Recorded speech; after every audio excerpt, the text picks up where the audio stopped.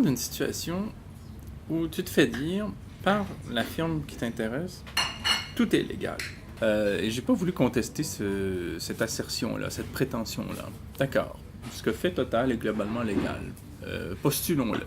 Mais qu'est-ce que ça signifie? Qu'est-ce que ça signifie du point de vue des institutions judiciaires? Qu'est-ce que cela signifie du point de vue de l'état du droit? Et les différents législateurs où se trouvent répartis les 882 sociétés consolidées que contrôle Total. Et j'en suis venu à faire la liste sous la forme de verbes d'action de ce que le droit rend possible, si on suit le raisonnement. Donc, notamment comploter, coloniser, polluer, vassaliser, nier, pressurer, ainsi de suite. Et chaque chapitre est une description d'actions, de méthodes, de pratiques qui sont rendues légitimes en droit au vu de l'état de la justice, au profit des multinationales. Aujourd'hui, on constate que les institutions judiciaires, la technique judiciaire, le droit dans son évolution, je dirais presque sa dérive techniciste, a rendu possible, et donc licite, permis, des activités, des actions, des pratiques, des modes d'opération qui choquent la conscience commune.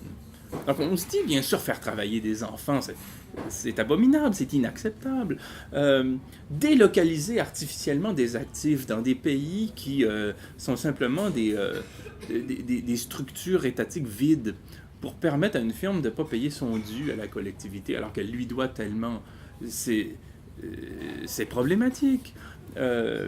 Façonner de toutes pièces des États pour qu'ils servent strictement à des fins d'exploitation de richesses naturelles au détriment des peuples, quitte à générer des guerres civiles, comme en Afrique.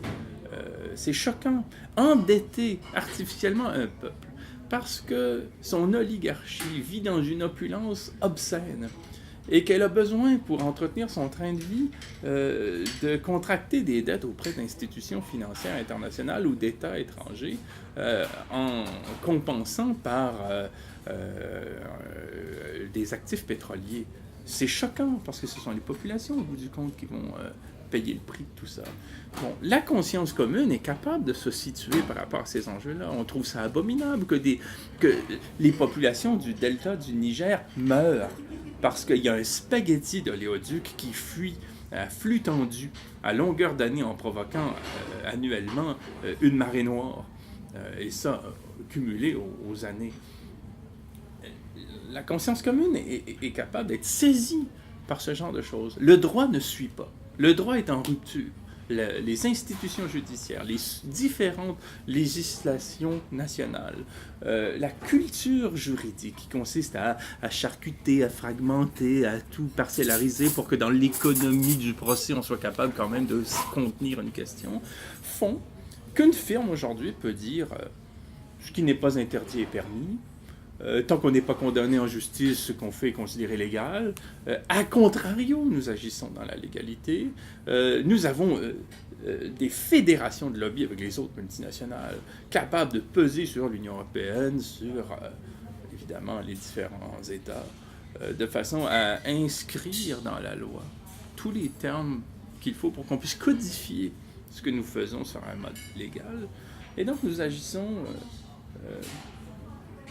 d'un point de vue technique et formel,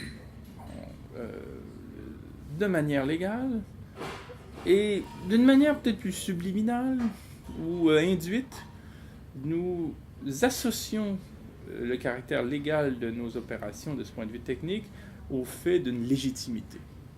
Et nous nous présentons donc implicitement comme légitimes. Et donc, c'est toute une construction là, qui est embarrassante parce qu'elle est au contraire aux principes démocratiques et moraux.